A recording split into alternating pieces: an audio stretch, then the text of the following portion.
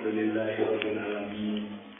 Puji dan syukur mari tidak henti untuk kita selalu panjatkan kehadirat Allah Subhanahu wa taala yang atas izin dan ridhonya pada kesempatan kali ini kita masih diberi kekuatan oleh Allah untuk bersama-sama menjalani tugas hidup ini. Mudah-mudahan hari-hari yang telah kita lewati benar-benar menjadi hari-hari yang penuh makna di sisi Allah Subhanahu wa taala, dan mudah-mudahan hari-hari yang akan datang dapat kita meningkatkan yang lebih baik daripada yang telah lalu. Ikhwani fiddin rahimakumullah, mari kita lanjutkan kajian kita pada Surat Al-Baqarah ayat 135. Namun sebelum kita mulai, mari kita awali dengan basmalah bersama-sama. Bismillahirrahmanirrahim. Wa qalu kunu hudan aw nasara tahtadu. Qul bal millata Ibrahim hanifa wa ma kana minal musyrikin. Wa qalu, dan berkatalah. Di sini bentuknya jamak, yaitu siapa? Bani Israel. Nah, dan orang-orang Bani Israel pada berkata, kunu, jadilah kamu sekalian, jadilah kalian. Yang dimaksud adalah ya kita, umat Nabi Muhammad sallallahu alaihi wasallam. Jadilah kalian semua hudan, orang-orang Yahudi. Au nasoro, atau jadilah kalian sekalian orang-orang Nasrani. Tahtadu, maka kamu akan mendapat petunjuk. Jadi orang Bani Israel dan termasuk orang-orang Nasrani, mereka menyangka bahwa yang akan mendapat petunjuk itu adalah orang-orang yang mau menjadi Yahudi dan Nasrani. Kunu, ya, hudan au nasara tahtadu, maka kamu akan mendapat petunjuk. Kul, maka katakanlah ya Muhammad, bal, akan tetapi, millata, agama Ibrahim, Nabi Ibrahim, hanifa, itulah agama yang lurus. Wa makana minal musyrikin. Ya, dan jangan kalian menjadi orang-orang yang musyrik, artinya orang yang selalu mensekutukan Allah Subhanahu wa taala. Jadi dalam ayat 135 ini orang Yahudi dan Nasrani itu beranggapan ya, bahwa yang akan mendapat petunjuk itu hanya mereka saja. Maka menyuruh seluruh umat manusia untuk menjadi orang Yahudi dan orang Nasrani. Nah, ketika orang-orang Yahudi dan Nasrani itu gencar-gencarnya mengajak umat untuk menjadi golongan mereka karena mereka adalah orang-orang yang akan mendapat petunjuk. Maka di ayat yang lain disebutkan bahwa mereka itu adalah anak-anak Allah dan kekasih Allah, anak abna'ullah wa ahibba'uh, anak Allah dan kekasih Allah, maka pantas yang akan mendapat petunjuk hanya mereka. Nah, dari situ kemudian Rasulullah diberi suatu jawaban, kul bal millata Ibrahim hanifa. Ketahuilah, katakan kepada mereka bahwa sesungguhnya agama Ibrahimlah agama yang lurus. Dan agama Nabi Ibrahim bukan agama Yahudi, bukan agama Nasrani. Tetapi agama Ibrahim adalah agama Islam. Itulah yang disebut Hanifah. Dan tidak pernah ada perubahan sejak dahulu kala. Nanti di ayat belakang, ya, mereka orang-orang Yahudi itu beranggapan bahwa nabi-nabi itu semuanya adalah beragama Yahudi, termasuk Nabi Ibrahim dan Nabi Ismail. Lalu dijawab, nyata tidak. Jawaban Allah Subhanahu wa taala tidak. Dari ayat ini maka dengan tegas bahwa kul bal millata Ibrahim hanifa wa ma kana minal musyrikin. Hidayatul ayat daripada kesimpulan daripada ayat ini, Allah memberitahukan kepada kita bahwa la hidayata illa fil Islam wala sa'adata wala kamala illa bil Islam. Dari ayat ini Allah mengingatkan kepada kita bahwa tidak ada hidayah sesungguhnya yang akan diberikan kepada umat manusia kecuali fil Islam. Kecuali di dalam Islam. Di luar Islam itu tidak ada hidayah. La hidayata illa fil Islam. Tidak ada hidayah kecuali dalam Islam. Wala sa'adata wala kamala. Dan tidak ada kebahagiaan dan kesempurnaan dalam hidup manusia illa bil Islam. Tapi begitu indahnya Allah cara menjawab dengan kalimat kul. Katakan hai Muhammad kepada mereka-mereka, bal millata Ibrahim hanifa. Sesungguhnya hanya agama Ibrahimlah agama yang lurus, agama yang akan mendapat petunjuk dari Allah Subhanahu wa taala. Hanifah itu artinya mustaqimah, yaitu mustaqim. Maka hubungannya ihdinas siratal mustaqim. Nah, kulu, kemudian ayat berikutnya kulu, ya katakan kepada mereka, jadi kulu amanna billah, kami beriman kepada Allah, wama unzila, dan beriman kepada apa-apa yang telah diturunkan ilaina, kepada kami, yaitu Al-Qur'anul Karim. Wama unzila ila Ibrahim, dan apa-apa yang telah diturunkan oleh Allah kepada Ibrahim. Wa Ismaila, dan yang diturunkan kepada Nabi Ismail. Wa Ishaq, dan yang diturunkan kepada Nabi Ishaq. Wa Yaqub, dan yang telah diturunkan Allah kepada Nabi Yaqub. Wal Asbat, dan yang diturunkan oleh Allah kepada Asbat. Asbat itu adalah artinya keturunan. Keturunan dari siapa? Nabi Ibrahim, Ismail, Ishaq, wa Yaqub. Ya. Jadi kalau dalam kalangan Yahudi itu Taifah, atau di Arab itu namanya apa? Golongan. Di kalangan Yahudi itu disebut asbat. Jadi anak turun gitu loh. Jadi ada istilah dalam mufradat. Jadi al-asbato itu jadi satu, kalau kita kota suku. Jadi ya komunitas itu al-asbat, jadi turunan-turunan mereka. Wama utiya Musa, ya dan apa yang telah diturunkan Allah kepada Musa, yaitu Taurat, itu jelas. Wa Isa, dan beriman kepada apa yang diturunkan kepada Nabi Isa. Wama utiya nabiyuna mir rabbihim, dan beriman kepada apa-apa yang telah diberikan kepada para nabi-nabi min rabbihim, dari Rabb mereka, yaitu Allah. La nufarriku, dan tidak ada satu perbedaan baina akadin, satu di antara minhum, dari mereka-mereka para nabi. Wa nahnu, dan kami di sini adalah para nabi itu, lahu, terhadap Allah, muslimun. Mereka itu adalah orang-orang yang berserah diri, orang-orang yang Islam. Dari ayat ini pertama, bahwa ternyata seluruh para nabi dari Ibrahim dan nabi-nabi sebelumnya sampai Nabi Musa, Isa, dan karena Al-Quran ini konteksnya kepada Rasulullah Muhammad, berarti kepada Nabi Muhammad. Semuanya itu wa nahnu lahu muslimun.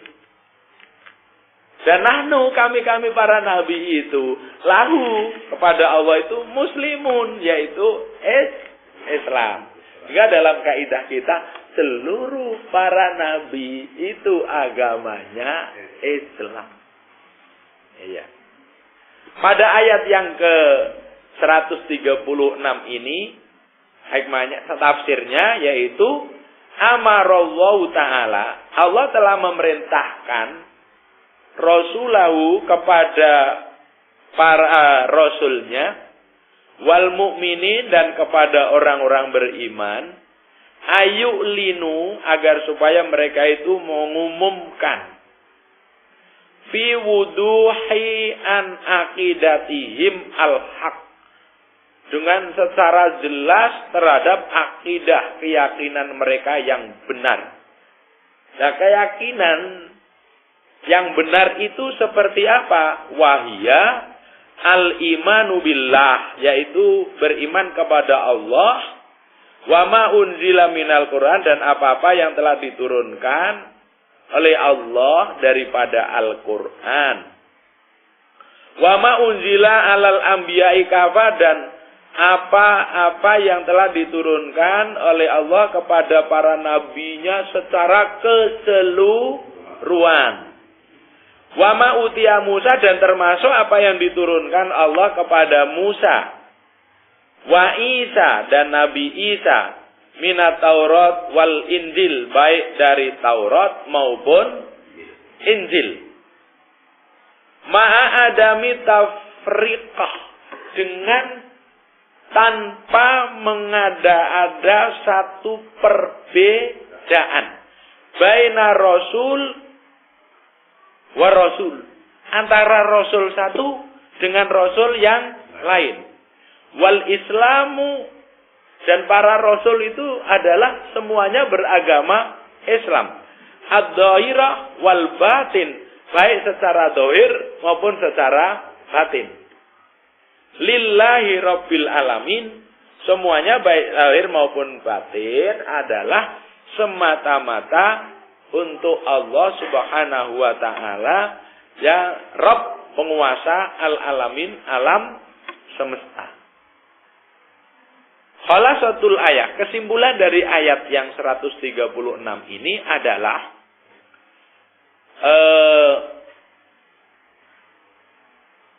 al-kufru bi rasul kafaro bi kullir rusul. Kesimpulannya, jadi orang yang mengkufuri satu rasul berarti dia telah kafir. Jadi kedudukan hukumnya, barang siapa yang mengkafiri satu rasul, kita tidak percaya bahwa Isa adalah Rasulullah, maka kafir. Atau sebaliknya, orang-orang Nasara yang hanya mempercayai kepada Nabi Isa dan tidak percaya kepada Nabi, kafir.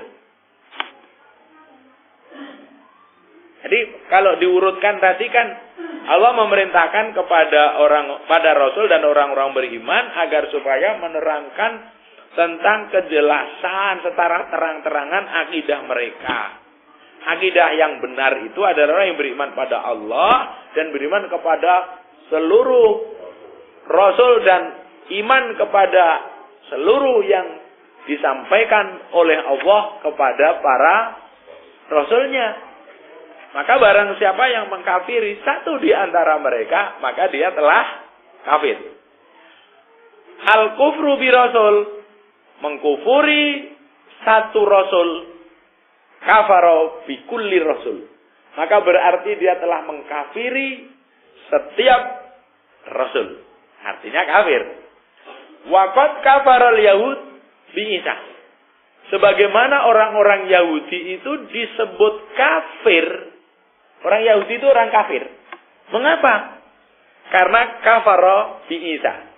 Dia tidak mempercayai adanya Rasul yang bernama Isa. Waqad kafara Nasara, dan orang-orang Nasara itu juga kafir. Jadi kalau kita ini sulit-sulit menyebut, memang dunia hanya adanya Islam sama kafir gitu loh. Jadi diterangkan, orang Nasara itu adalah orang kafir. Mengapa orang Nasara disebut orang kafir? Wa kafaron Nasara bi Muhammadin.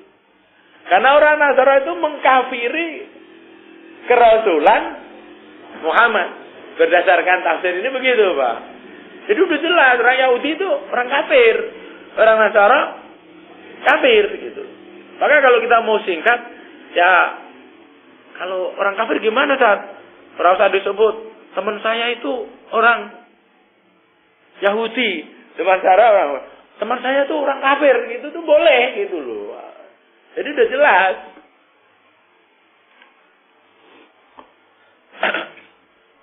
Wa asbahu bidzalika kafirin. Maka seluruh orang Yahudi dan Nasrani ini mereka adalah menjadi orang kafirin. Wa amanal muslimun bikulli rasul. Tetapi orang-orang beriman diperintahkan untuk mempercayai seluruh para rasul. Orang beriman percaya akan kerasulan Nabi Isa. Orang Islam wajib percaya akan kerasulan Nabi Musa. Orang Islam itu wajib percaya akan wahyu yang disampaikan Allah kepada Nabi Isa yang bernama Injil. Tapi tidak beriman kepada Anajil. Kalau dalam kitab-kitab Islam yang sekarang, waqad masakal Injil, waqad dahal Anajil. Jadi, sebenarnya Injil itu sudah nggak ada, yang ada tinggal Anajil itu Injil-Injilan, karena bikinan mereka, sehingga satu Injil dengan Injil yang lain mereka berbeda. Bukan pendapat saya.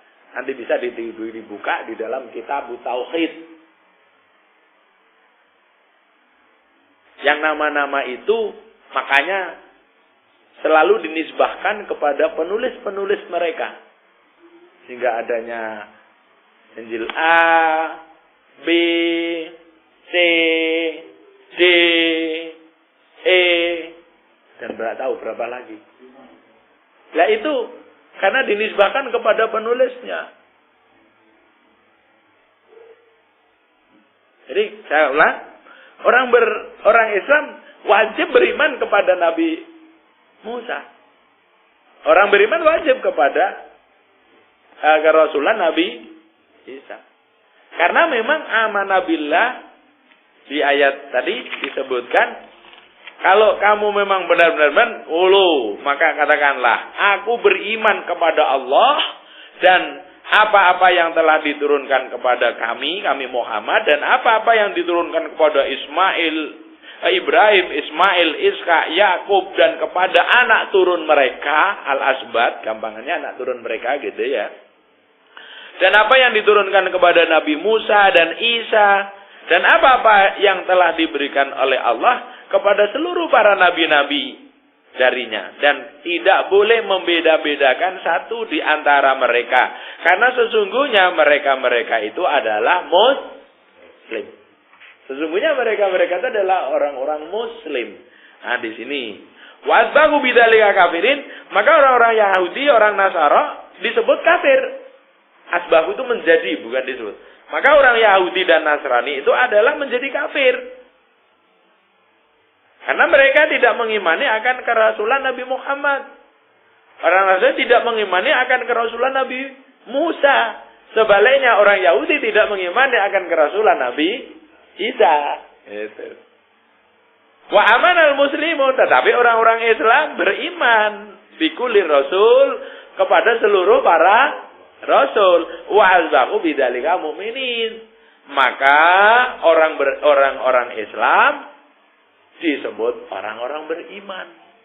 Jadi dari konteks iman bir rasul itu, orang disebut orang beriman apabila mereka mengimani seluruh para rasul. Kesimpulannya begitu. Mengkafiri satu rasul berarti sama dengan mengkafiri seluruh rasul. Dan hukumnya wa asbahu kafirin. Maka dia sudah menjadi kafir. Gitu. Itu ayat 136. Jelas Pak ya? Kita baca terjemahan per huruf, kemudian tafsirnya sekilas dan kesimpulannya. Saya bagi jadi tiga metode gitu. Kita lanjut pada ayat berikutnya 137 ya. Pada 137 Wa in aminu bimisli ma amantum bihi fa in, dan jika amanu mereka mau beriman bimisli, dan seperti ma amantum bihi, seperti apa yang kamu sekalian imani. Kamu sekalian imani di sini adalah Nabi Muhammad dan para pengikutnya. Namun orang-orang Yahudi, orang-orang Nasrani, orang-orang kafir tadi yang disebut ayat sebelumnya, mereka itu mau beriman seperti apa yang kamu imani. Faqad ihtadaw. Maka sungguh mereka juga akan mendapat petunjuk.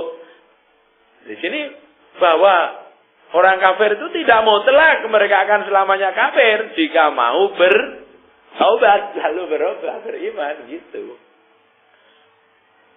Fa in tawallau, namun apabila mereka itu berpaling, fa innama, maka sesungguhnya mereka hum, atas mereka fisikok, mesti mereka selalu akan berada dalam perpecahan. Dan ternyata di kalangan Yahudi dan Nasrani itu, sikok itu, perpecahan, perbedaan itu ternyata luar biasa. Kadang-kadang kita melihat di perbedaan dan perpecahan di dalam Islam ini sudah judek sendiri ya Pak ya. Padahal belakangan ini munculnya perpecahan-perpecahan ini karena tidak lepas daripada orang-orang ketiga yang memang sengaja untuk memperkeruh, untuk membuat umat Islam itu berpecah belah. Coba lihat ini, lihat Aminuddin Eden gitu. Sudah terang-terangan kayak gitu, nggak pernah ada tindakan apa-apa begitu loh. Dari misalnya, ya udah melanggar, tangkap lagi, masuk polisi, gitu aja. Itu persis kayak apa itu Pak, maling-maling di kampung itu ya Pak ya. Nyolong pitik, kecekel, cemplung ke meneh. Oh bar sekon jero metu nyolong meneh. Dan itu semua berkomentar gitu. Dari MUI, dari undang-undang adanya itu pelanggaran. Semuanya itu. Malah sekarang yang terbaru minta dihapus seluruh agama yang ada di Indonesia itu. Itu kalau dari istilah zaman Pak Harto itu kan berarti PKI itu. Malah gituin ya Pak ya. Sekarang malah kenapa? Anggir yang gitu-gitu justru diuri-uri gitu loh Pak ya. Karena mereka sesungguhnya itu fisikok. Di kalangan Yahudi dan Nasrani itu sikoknya itu luar biasa. Nah, akhirnya tidak suka kalau orang-orang beriman itu tidak sikok, tidak berpecah belah. Wah, ujung-ujungnya mereka bikin. Jadi, seperti itu. Menurut Al-Quran, wa in tawalau, jika mereka itu berpaling, tidak mau beriman seperti yang kamu imani, wa inna mahu fisikok. Pasti mereka selalu akan di dalam perpecahan. Itu sejak zaman Nabi Musa. Mengapa ketika Nabi Musa diperintahkan oleh Allah memukul tongkatnya di sebuah batu sehingga muncul 12 mata air. Wadrib bi asokal hajar fan fajarat min husnata asrota aina. Karena orang Bani Israel pada waktu itu sudah terdiri dari 12 golongan. Di enek nabi ini wis enek 12 suku golongan dan mereka saling bersaing. Ada yang di dalam kisah yang lain ketika Allah menakdirkan seekor onta ya Pak ya, yang mengeluarkan susu yang tidak. Karena mereka memang sudah fisik kok, memang adanya mereka dalam berpecahan. Ya, contohnya fisik. Sikok itu artinya perpecahan. Untuk itu peringatan kepada kita, ya, bagaimana kita ini terus mampu menjalin nilai-nilai persaudaraan di mana belakangan ini baik melalui partai-partai yang banyak atau dengan munculnya berbagai kelompok-kelompok kaum muslimin, tanpa kita sadari sering kita ini akhirnya larut juga di dalam sikok, dalam perpecahan. Untuk itu mari kita tumbuhkan ada pemahaman terhadap Islam.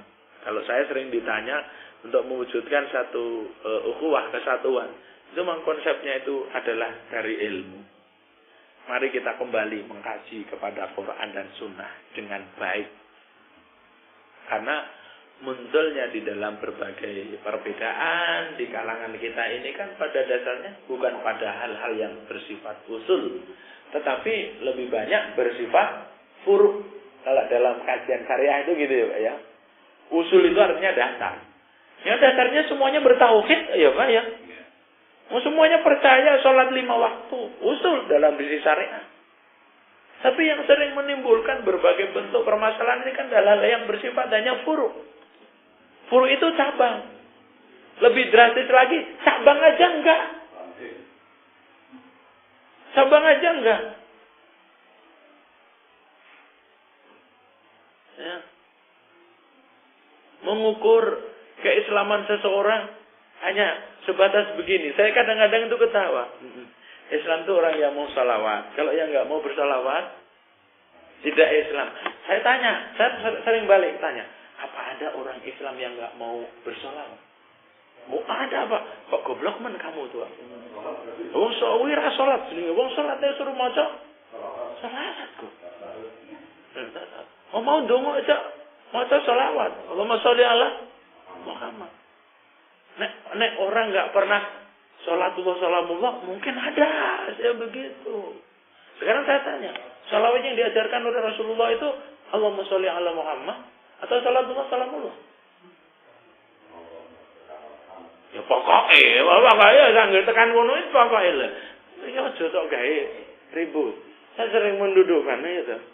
Aku Islam kok barometernya salatullah salamullah. Akhirnya mau demo salatullah salamullah. Kampanye salatullah salamullah. Nutup lapindo salatullah. Kadang-kadang itu guyu lihat di TV itu. Saya sering bilang kan, bukan saya orang yang tidak suka pada sholawat. Saya orang yang sangat suka kepada sholawat. Karena saya mencintai Rasul di atas seluruh manusia. Tetapi saya mencintai Rasul harus mengikuti tata cara yang diajarkan oleh Rasul. Mau sholawat daripada bikin sendiri. Mau ngikuti yang diajarkan Rasul. Wah, ribut. Kadang-kadang itu hanya begitu. Ada sebuah daerah tuh, kemarin itu saya ditemuin, Pak. Jadi kelompok mereka mengumpulkan para kiai mereka. Intinya apa? Pokoknya daerah sini harus ditutup rapat-rapat dari ustadz, mubalek, atau kiai yang tidak mau tahlilan. Kalau saya digituin, saya balik tanya, apa ada ustadz, kiai yang tidak mau tahlilan? Oh banyak katanya. Saya tanya, tahlilan itu apa toh? Tahlilan apa Pak? Oh, tahlilan itu yang ngumpul-ngumpul. Wah, harus ngene-ngene gak boleh kan berkat. Nah, aku ngomong. Tahlilan itu kan dari bahasa halala yuhalilu. Tahlilan artinya membaca la ilaha illallah. Apa ada orang Islam yang enggak mau tahlil, enggak mau la ilaha illallah. Lha kok iki salah kaprah kok menerjemahkan tahlil yang diukur gedek-gedek nek nggone wong mati ditung dino. Lah ini lho kadang-kadang saya maaf bukan untuk membantah bagi bapak-bapak yang enggak anu. Saya itu pengen mendudukkan, jangan sampai hal seperti itu justru menjadi permasalahan. Lah kita dudukkan permasalahannya. Semua orang Muslim itu jelas sahibu tahlil, aku malah gitu. Seorang Muslim adalah orang ahli tahlil. Ya permasalahan sekarang mau tahlil yang benar seperti yang diajarkan oleh Rasul apa? Tahlil-tahlilan. Ya tahlil-tahlilan gaweanmu dhewe ono. Biasanya ini nek diajak ngomong kok meneng ngono lho, Pak. Ya, Pak ya. Maaf ini kalau yang bapak-bapak biasa gitu. Saya cuma ingin menempatkan saja. Mengapa halal yang furu tidak pernah dipermasalahkan?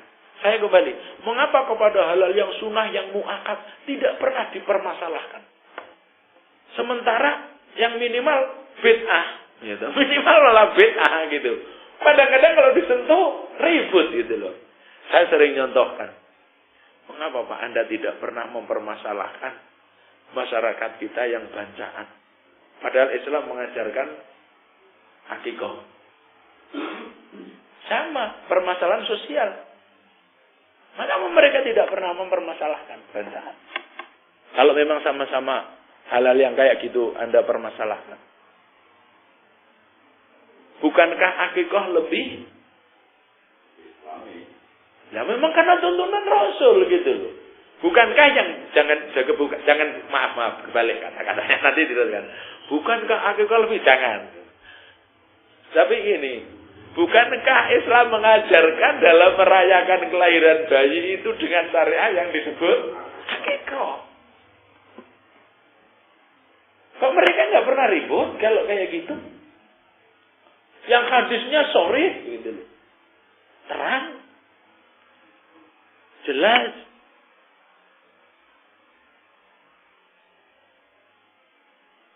Maaf, sementara kalau pada sholat subuh mengukur orang muslim dan tidak, kadang-kadang nggak tahu di sini. Sementara Pak. Lah ya, umpamanya mereka harus masuk masjid, kira orang nak kunut, terus itu sholat.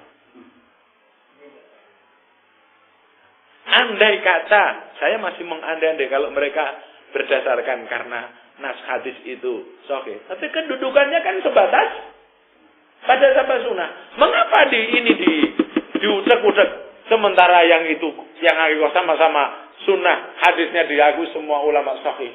Kok nggak pernah? Lebih embrio sikap ini pada kesimpulannya itu adalah hal-hal yang furu'iyah.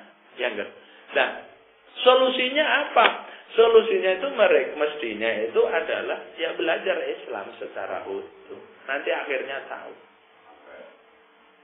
Saya di tempat-tempat tertentu, teman-teman kita yang mau ngaji di lingkungan yang sikok, yang memang suka mempersalah gitu, mohon maaf saya tidak ada keterangan. Biasanya ngaji saya itu, saya mau menentukan kalau fikih saya tetapkan apa, Minhajul Muslim, Fiqh Sunnah atau kitab yang lain, Bulughul Maram. Saya lebih suka membaca aja. Enggak banyak kita komentari. Nah, kita komentari disebut katanya paham kita. Ini loh hadisnya. Tadi mulai bab wudu begini. Mengapa mereka kalau membasuh hubungan kenapa tidak seperti yang dikatakan masaha itu apa? Jika kuntum ila sholati wasilu wujuhakum wa idakum lal marafiq wamsahu dan usaplah. Usap itu ya diusap ini.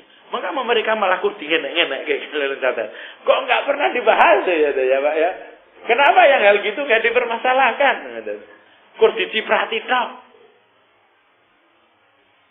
Kok enggak wamsahu tidak diusap? Itu haram. Makanya kalau diterangkan biasanya nanti kita yang jadi sasaran. Baca ayat aja, baca terus. Sampai hal-hal sholat. Ada di satu tempat, saya sudah sampai di dalam bab sunanus sholat. Sunnah-sunnahnya sholat. Tapi tempat itu saya memakai satu kitab namanya Al-Wajiz. Fi Fiqhil Islam. Sunnah-sunnah sholat itu dibagi menjadi dua. Qauliyah dan fi'liyah. Biar setelah kita baca, anak sing tekok, Mas, ya doa iftitah itu tiba-tiba sunat. Lah yang ngomong wajib sama. Iya. Lah ngomong siji kabirau siji. Allahumma baini. Masih dora jamaah. Saya pernah menjadi imam di satu tempat. Ya, gairah kami sendiri aja lah. Dia tahu kalau saya imam tuh nggak kunut. Ketika saya mulai Allahu Akbar, dia baru berangkat. Sampai di halaman masjid dengar suara saya. Itu dengan luantangnya. Lah katimbangin salat nek masjid orang kunut. Lah mbok salat nang omah nganggo kunut dengan khusyuk. Lalu lah wis peci sing nggo sepatu. Disuarakan dengan keras itu. Jamaah di masjid dengar semua gitu. Apa ya kayak gitu tuh orang Islam. Saya dipikir. Jadi ngukurnya Islam, orang Islam itu apa? Yaitu apabila subuh kunutan. Kalau enggak kunut berarti tidak Islam. Ada orang ngukur Islam itu hanya sebatas apa? Orang Islam itu kalau keluarganya mati, hari ke-7, 40, 100-nya dihalili. Nek ora berarti orang Islam. Ini gitu, jadi ngukur mereka itu hanya gitu loh. Kalau ada yang gitu itu konangan wong ora pernah ngaji. Kalau orang yang mau ngaji loh kita lihat seperti ini. Ya bakal. Nah, itulah sikap kita. Itulah perpecahan yang muncul di kita. Nah, ketika kita sadar betul kenapa di mana-mana perpecahan itu undir-undirannya mau kaya ngono, maka kita curiga berarti perpecahan ini adalah memang sengaja ada orang-orang yang memang skenario untuk memunculkan persoalan dan permasalahannya. Maka betul sadaqallahul azim wa in tanazatum fi syai'in farudduhu ilallahi wa rasuli. Jika kamu itu berpecahan, jika kamu itu berselisih di dalam segala perkara, kembalikan aja kepada Allah dan Rasul, artinya kepada Quran dan Sunnah. Lah inilah PR kita bagaimana mengajak umat ini kembali pada Quran dan Sunnah. Mau belajar Quran dan Sunnah, orang usah diajari kuwi bid'ah, kuwi syirik. Mak insyaallah ngerti dhewe nek dikandani kuwi bid'ah, kuwi syirik, malah ngasah golok. Malah ribetnya. Saya wis kapok betul, Pak. Saya dulu nggarap kampung saya ini ahli yang saya ceritakan itu. Ketika saya hadapi dengan frontal, ini sih. Saya sempat debat sama kiainya berhari-hari. Anggere mulai sing digendong mung kitab tok. Kitab saya serahkan mereka, kitab kiai saya bawa. Mana tak teliti. Ora rampung, justru malah tambah geger wis terganti metode. Saiki tidak maca ae Quran, maca hadis. Alhamdulillah. Itu akhirnya itu kembali. Iya ya. Ternyata kita juga nggak boleh bikin metode sendiri. Allah sudah memberi metode yang begitu baik kok. Kembalikan kepada Quran dan Sunnah itu ya. Selama ini saya yang mencoba untuk mengkaji di kalangan yang memang orang yang suka ngutek-utek furu'iyah perselisihan. Apa ini ternyata mungkin ngaji. Baca bulughul maram dari depan sampai belakang. Wis ora usah di komentari, rasa banyak diterangi dibaca. Kadang-kadang malah tanya sendiri. Hadis itu begitu. Kalau udah diterjemahkan hadis Rasul sudah jelas kok. Oh, hadisnya itu begitu. Memang ada gitu kan, Pak. Ya tadi satu contoh ketika kita baca sunanus sholat, sunah-sunahnya sholat. Ngomong baca tasbih dalam sujud aja ribut siji subhana rabbiyal sing siji subhanaka Allahumma alah. Ya ada yang paling celaka teman-teman kita yang belakangan ini sok-sok bener ki ya ngono malah ditumpangi sisan malahan. Wah, enggak, saya sering ditanyain begini. Anggere ngaji bar krungu hadis rampung. Pak, tadi Ustaz bilang hadis Bukhari. Itu di hadis di kitab Bukhari nomor berapa? Alah, ngaji sebulan sepisan teh kok hadis nomor pira? Oh, ngaji dong ngaji kamu ya ngono. Ya nanti kalau mau lihat sekarang sudah ada dalam kitab Musamilah itu diklik pakai di komputer lah gampang banget kalau ono mbuh hadis pirang ewu. Lah sampean po yo ngapal ke urutane hadis Bukhari sampai 300.000. Aku tak ngonoke ya. Nah, Imam Bukhari itu disebut muhadis itu adalah orang yang hafal di atas 300.000 hadis. Kok tekoki hadis nomor piro? Ora judeg lho coba. Iki ujung-ujungnya ya golek aku ya ngono kok. Lah umpama tak sebut hadis 250.000 ngono ku ya kok goleki ya ngono.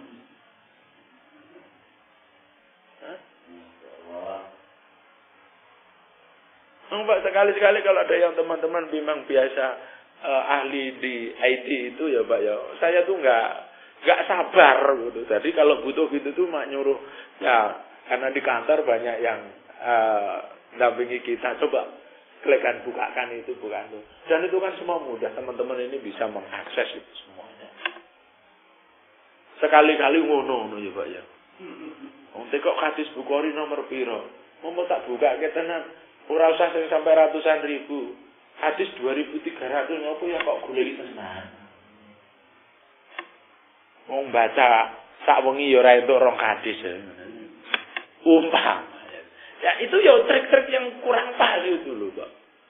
Wa in tanazatum fi shay'in farudduhu ila Allahi wa Rasul.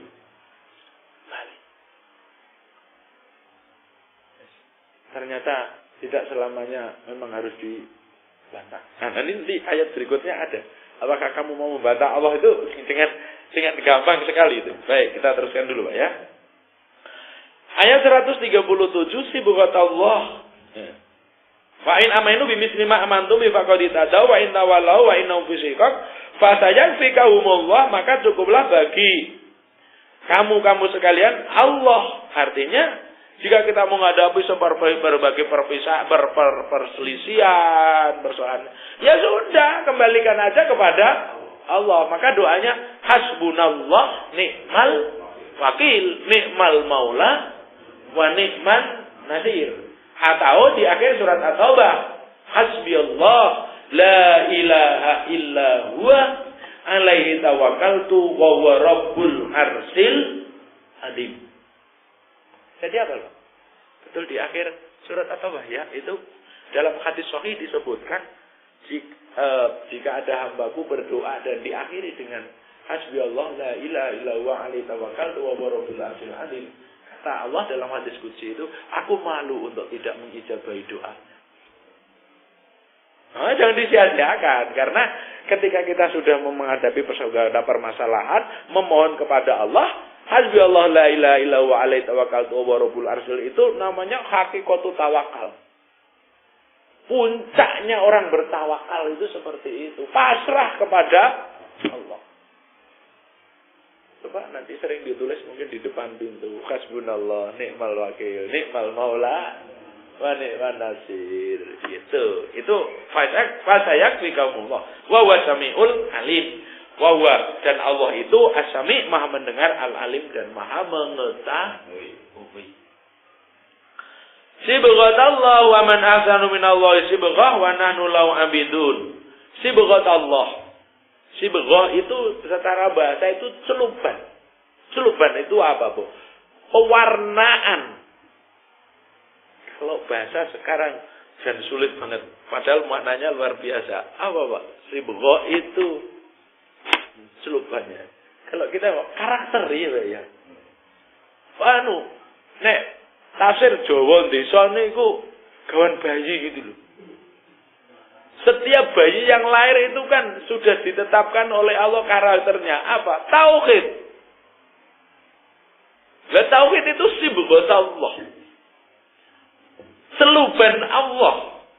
Yaitu setiap bayi, setiap manusia itu diselubkan oleh Allah dengan warna yang namanya tauhid. Waman ahsanu, dan siapakah yang lebih baik minallahi daripada Allah sibghatah, warnanya, celubannya. Wa nahnu lahu abidun, dan kami atas Allah Subhanahu wa taala adalah selalu menyembah, beribadah kepadanya.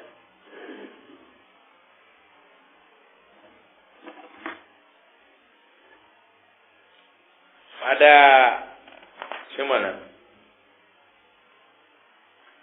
Jadi sibghata wa man ahsanu minallahi sibghah wa nahnu lahu abidun. Allah telah mengecelup, telah mewarnai hidup kita. Dan wa man ahsanu, dan siapakah yang lebih baik pewarnaannya, sibghahnya, celubannya daripada pewarnaan yang telah ditetapkan oleh Allah. Lah sibghat Allah itu apa?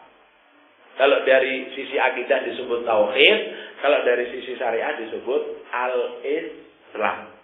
Maka kesimpulannya, pada ayat wafil ayat ar-rabi'ah, pada ayat yang ke-438, ya,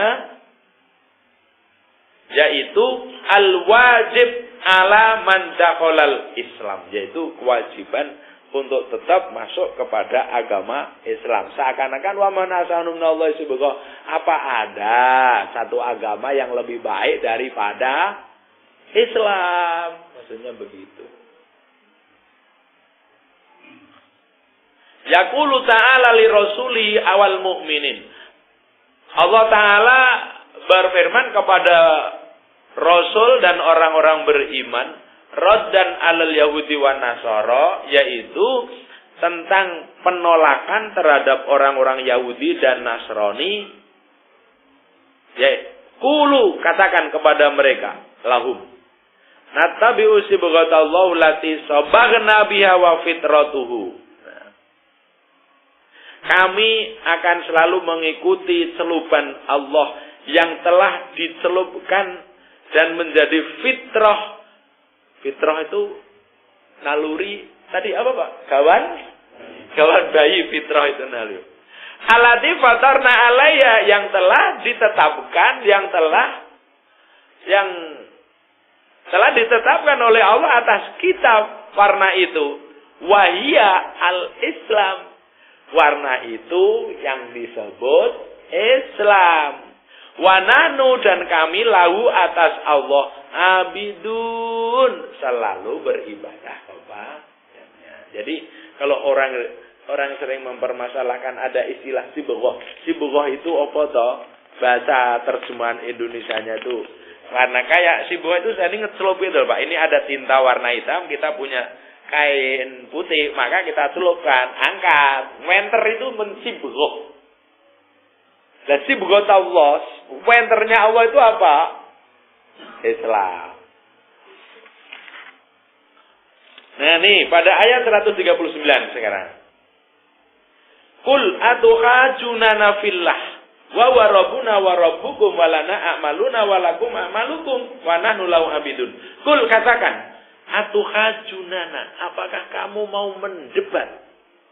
Apakah kamu mau membantah kepada kami fillahi, atas Allah, atas ketetapan Allah tadi yang berikut sibghah itu.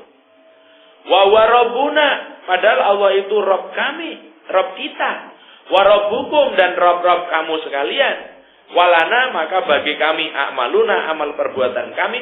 Walakum, dan bagi kamu sekalian a'malukum, amal perbuatan kamu sekalian. Wa nahnu lahu mukhlisun, dan kami atas Allah Subhanahu wa taala adalah orang-orang yang selalu ikhlas. Atuhajunana fillah, dalam tafsir disebutkan atujadilunana fi dinihi wal iman bihi wa bi rasulihi wal istifhamu lil inkari. Di sini ya. Ya'muru ta'ala rasulahu, Allah telah memerintahkan kepada Rasul ayungkiru, untuk mengingkari ala ahlil kitab, kepada ahlul kitab. Di dalam perdebatan mereka fillah, tentang Allah. Jadi kalau kita ini diajak berdebat tentang tauhid oleh orang-orang ahlil kitab, sebaiknya kita hindari. Karena apa? Perdebatan itu tidak banyak manfaatnya, justru hanya akan memperbanyak madorotnya.